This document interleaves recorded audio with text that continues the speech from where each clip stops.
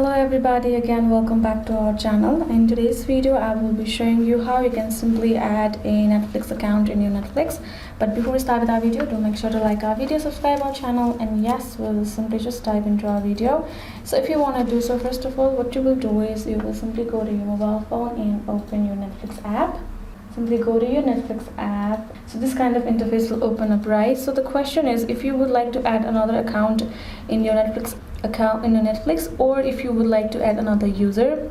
So what you gotta do is, if you want to log into another account, you will simply go ahead and open the existing account, and then you will have to go to your account's profile and simply go down and find this sign out option right there and get signed out, and again come back and log in with your another account with your login information right there.